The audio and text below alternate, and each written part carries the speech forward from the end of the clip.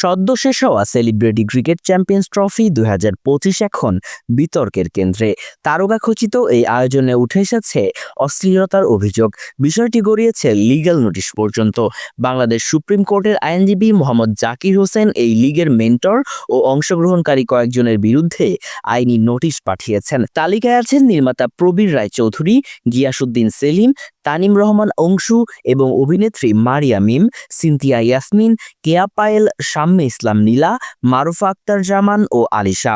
নোটিশে অভিযোগ করা হয়, ক্রিকেটের নামে অশ্লীল অঙ্গভঙ্গি ও খোলামেলা পোশাক ব্যবহার করে সমাজে অশালীনতা ছড়ানো হয়েছে, যা বাংলাদেশের সংস্কৃতি ও ধর্মীয় মূল্যবোধের পরিপন্থী। বিশেষ করে শিশু কিশোর থেকে শুরু করে পরিবার সহ দর্শকদের সামনে এমন দৃশ্য উপস্থাপন ক্রিকেটের ভাবমূর্তিকে কলঙ্কিত করেছেন। এমনটাই দাবি নোটিশ দাতার।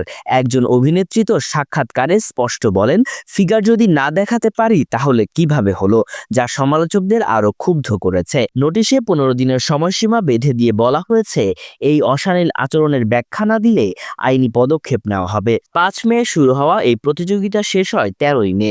বিজয়ী হয় গিগাবাই টাইটান্স। তবে উত্তেজনার বদলে এবারের সেলিব্রিটি ক্রিকেট লিগ এখন বিতর্কে। ক্রিকেট না শুধু ক্যামেরা শো, প্রশ্ন তুলেছে সামাজিক যোগাযোগ মাধ্যম। পাঠাও চলো দেশি ভাইবে চলবে ১৪ থেকে ৩১ মে পর্যন্ত।